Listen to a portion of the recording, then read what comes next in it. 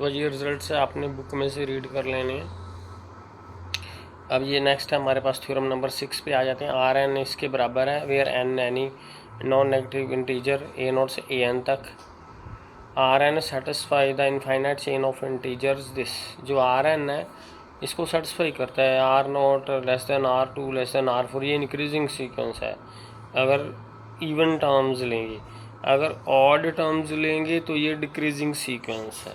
ठीक है, उसके बाद इसकी लिमिट एग्जिस्ट करती है और इन दोनों लिमिट्स में लाई करती है। R to J less than limit है R to J plus one में।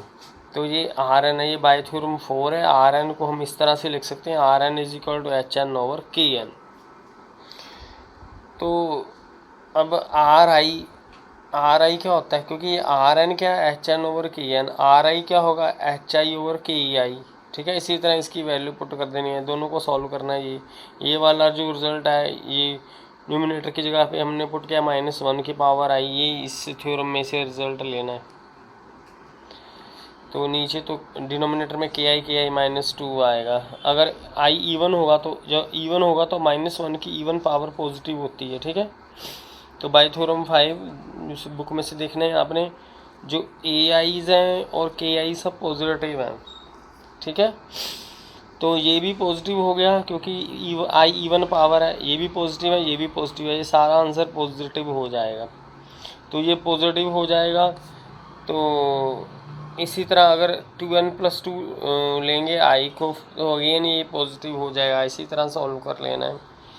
तो इन दोनों इक्वेशनों को मिला के इसको और इसको मिला के अगर ये वैल्यूज़ पुट कर दें तो हमारे पास ये रिज़ल्ट आ जाता है कि जो इवन वैल्यूज़ इस तरह से कंटिन्यू कर रही हैं। ठीक है, इसमें वैल्यूज़ पुट करेंगे, जब इसको 1 पुट करेंगे तो R2 और ये बन गया R4, 2 पुट करेंगे 4 और ये बन जाएगा 6। इस तरह से ये बनती जाएगी। बाकी क्वेश्चन आपने बुक में से रीड कर लेना। इसके बाद है ये इनफाइनाइट कॉन्टिन्यूड फ्रैक्शन है, इसको हम n तक लिख के n टेंड्स टू इन्फिनिटी लिख सकते हैं। ठीक है, इसकी वैल्यू आर एन है बाय थ्योरम नंबर 4। तो आर एन को एच एन बाई के एन भी ले लेना है, तो इस तरह से हम लिख सकते हैं। तो इसको हम कहते हैं इनफाइनाइट कॉन्टिन्यूड फ्रैक्शन, ये एंड सो वन जा रही है।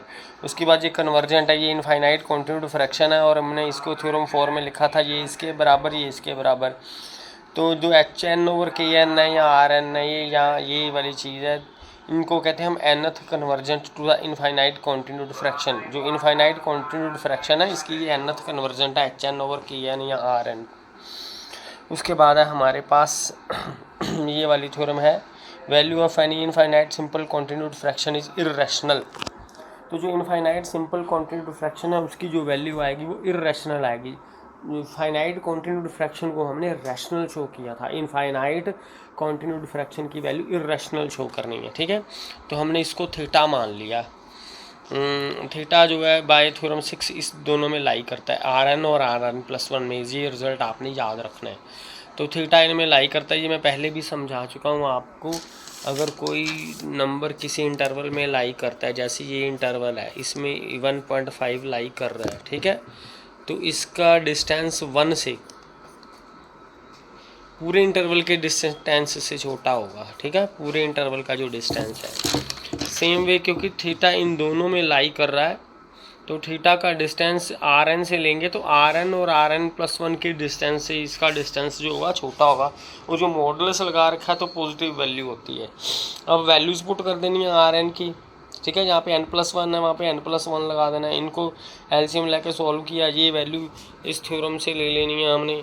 एच आई लगा तो i-1 लगा, n+1 लगा तो एक पावर कम हो, n+1 से एक कम -1 की पावर n बन जाएगी। वहाँ पर i था तो i-1 थी पावर। अब देखो -1 की पावर का आंसर -1 की पावर n करेंगे तो आंसर -1 भी हो सकता है 1 भी हो सकता है, अकॉर्डिंग टू अगर n ऑड है कि इवन है। लेकिन मोड होगा तो ये प्लस का 1 रहेगा। ठीक है, तो इसकी वैल्यू जो है लेस देन 1/k, ये इसके आ गई। अब हमने शो करने कि जो थीटा है वो क्या होना चाहिए, इररेशनल नंबर होना चाहिए। तो हम सपोज कर लेते हैं कि मान लो कोई रैशनल नंबर है जी थीटा, इसको a/b मान लिया, वैल्यूज पुट कर दी हमने a/b की। अब इसको सिंप्लीफाई करेंगे, ठीक है। और सिंप्लीफाई करेंगे तो के एन से के एन जब एलसीएम लेंगे तो के एन से के एन कट जाएगा, बी उस साइड पे चला जाएगा, तो ये रिलेशन बन जाएगा आफ्टर सॉल्विंग। अब क्योंकि के एन इंक्रीजिंग सीक्वेंस है तो इन्फिनिटी को टेंड करेगी as tends to infinity, infinity को डाइवर्ज करेगी, ठीक है ना, क्योंकि ये पॉजिटिव वैल्यूज़ की इंक्रीजिंग सीक्वेंस है। तो अगर ये इंक्रीजिंग है तो एक लार्ज नंबर ले लेंगे n, तो ए बी कोई एस बी से बड़ा होगा ये के एन प्लस वन, क्योंकि ये नंबर बड़े बड़े आई जाएंगे, किसी बी से तो बड़े होंगे ही ना, बी से तो बड़े होंगे ही ये। तो इस तरह से हमने चूज़ कर लेना है, तो इस यहाँ से आंसर ये आ जाएगा, तो ये वैल्यू लेस देन 1 बन जाएगी यूजिंग दीज, ठीक है। तो ये वैल्यू लेस देन 1 आ गई, क्लियर। तो देखो ये ए बी एच एन के एन ये सब इंटीजर्स हैं, तो इनकी जो प्लस माइनस या गुना ये भी इंटीजर बनेगी, और जो इंटीजर होते हैं ये प्लस वाला इंटीजर है, मॉड भी हो गया। जो इंटीजर है 0 और 1 में होता ही नहीं कोई भी, क्योंकि फ्रैक्शन हो जाती है 0 और 1 के बीच में, क्योंकि ये ना तो 0 है ना ये 1 है, इनके बीच में है, पॉइंटों में है। पॉइंट्स में कोई भी इंटीजर नहीं होता, इसका मतलब ये चीज़ पॉसिबल नहीं है, इसका मतलब थीटा को इर्रेशनल नंबर ही होना पड़ेगा, ठीक है। तो थीटा इर्रेशनल नंबर है।